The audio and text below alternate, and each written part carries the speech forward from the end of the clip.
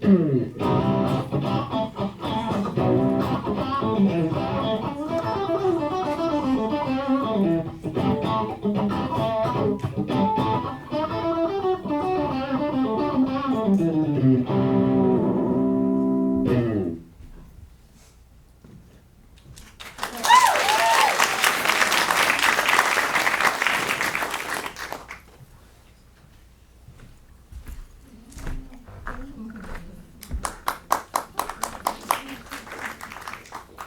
have a question for you.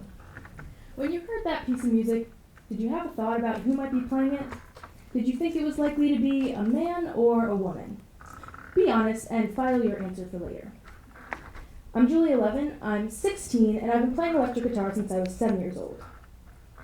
Today, I'm here to raise your awareness about a place where the futurist female movement and electric guitar intersect, and maybe even expand your playlist a little. So about 6 months ago, I was in a big name music store in search of the newest addition to my guitar collection. As I was noodling around, a good-natured older man strode over to me and exclaimed, "Wow, you're pretty good for a girl." He then said, "I'm not sure if I can say that." Both my mother and I shook our heads and politely said, "No, you can't."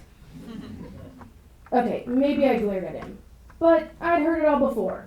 It was annoying and completely consistent with virtually every guitar store experience I'd ever had. And as a lover of expensive guitars, I've been to tons of guitar stores, both big and small. And going to a guitar store seems like a relatively neutral event, right? Not super exciting. But it's actually become kind of an extreme experience for me. At the doorway, I feel both excitement and dread. Super psyched to check out all these beautiful instruments, and yet I take a deep breath and steel myself for the inevitable eye rolls, root service, and outright dismissal of my presence from the guys behind the counter. Guys being the operative word here. In my experience, guitar store employees are almost always male. So I began to wonder if my experience was unique, thinking maybe it had to do with my age, or maybe I was just intimidated and needed a little more confidence, more miles logged as a musician. So I reached out to a global online community of female guitarists through Facebook. I even had the opportunity of connecting with inspiring solo artist Francesca Simone, who burst onto the scene as the lead guitarist for Beyoncé's Coachella band, as well as industry pioneer Bobby Reyna, CEO and founder of magazine She Shreds. It was completely eye-opening. Highly accomplished, wildly talented women from all over the world shared story after story with the same theme of disrespect, dismissal, and outright sexism from fellow musicians. According to 100% of them, this is simply part of what must be endured to pursue our passion and career in the male-dominated world of electric guitar. So in my efforts to learn from more successful women on how to powerfully navigate this situation when I encounter it, I recently had the good fortune of meeting up with Maddie Rice, lead guitarist of the band Stay Human, the house band for The Late Show with Stephen Colbert. After 2 hours of talking shop, we headed over to a well-known vintage guitar store in New York City, just to hang out and play a little. When we got in, the guy behind the counter greeted us with a familiar question. "Looking for a first guitar?"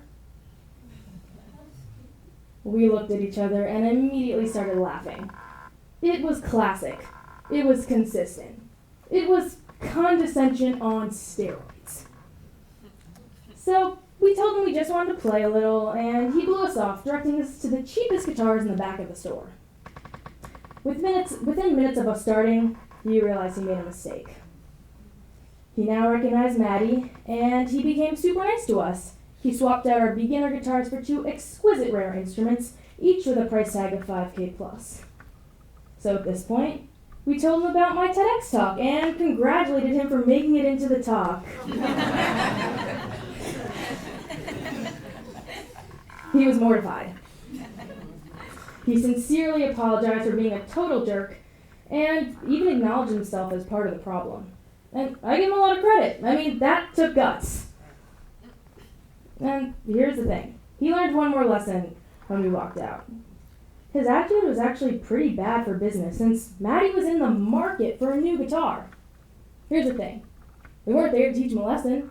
We were just two people passionate about playing guitar who wanted to demo and shop for a new instrument. We were doing what was expected of a customer in a guitar store. A male customer, that is. So by now you get the point. Women are treated pretty poorly in music and guitar stores. But to be honest, this behavior exists in bands and other musical settings where the guys are simply reluctant to share the spotlight with female guitarists and musicians. So, why is this happening? Well, what do you picture when you think of electric guitar players and legends? Likely Jimi Hendrix, Eric Clapton, Jimmy Page, Slash. Raise your hands if you thought of similar people. Electric guitar is an instrument most commonly known for rock and roll, metal, and anything to do with killer shredding and awesome solos, all perfectly played by male rockers with tight pants and big hair. Electric guitar was the driving force of rock and roll in the 50s, 60s, 70s, and later in the 80s and 90s, when punk and other genres with rock roots emerged. But as electronic music became more popular, the romance of the guitar hero faded. So, in 2017, the Washington Post published an article called "While My Guitar Gently Weeps, the Slow, Secret Death of the Six-String Electric and Why You Should Care," saying big-name guitar manufacturers are going bankrupt, classic rock legends are dying out, and the instrument is essentially doomed. This sparked a fresh round of headlines like, "Nobody wants an electric guitar anymore," and "Where have all the guitar heroes gone?"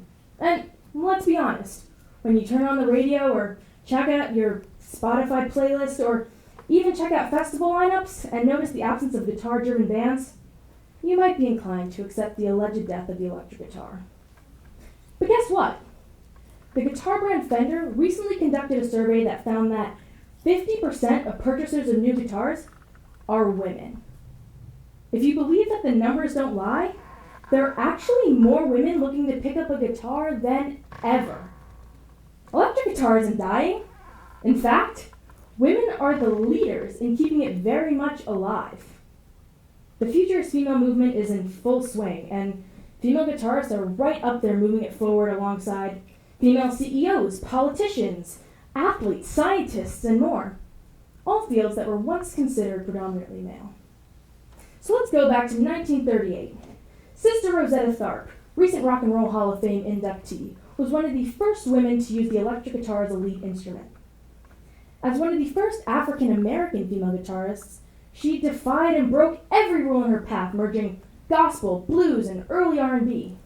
But she and many other female guitarists of her time were quickly overshadowed by the explosion of rock and roll and the phenomenon of Elvis, the Beatles, and a continuous lineup of male rockers. I guess you can see how it became a boys-only club. And while there are a few notable females from that era like Joan Jett and Lita Ford, women playing the guitar have always been seen as a novelty. This isn't because they don't exist. It's simply because only a fraction of them have gotten the exposure they truly deserve. But things are starting to change. Nita Strauss, formerly guitarist for Alice Cooper and now solo artist, recently became the first ever female signature Ibanez artist with her own custom guitar and has been featured on countless guitar magazine covers. Grammy winner St. Vincent recently became the first woman to custom build a signature guitar from scratch, which is also the first guitar designed for the female body.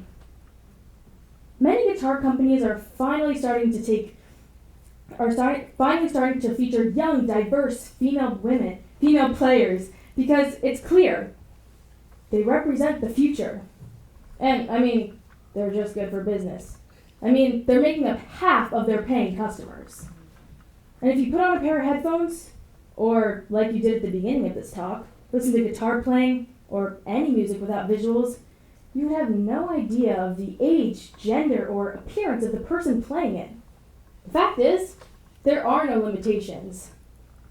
I believe we must allow all artists to have equal respect and opportunity. And yes, I mean equal. Female guitarists or women in any field want to be hired for their talent and skill, not because they help fill some diversity requirement box. Trust me, We want the same responsibilities and criticism any musician should have. All it takes is giving these women a chance and allowing all young girls who want to play guitar to display their power to wield the axe, kind of like this.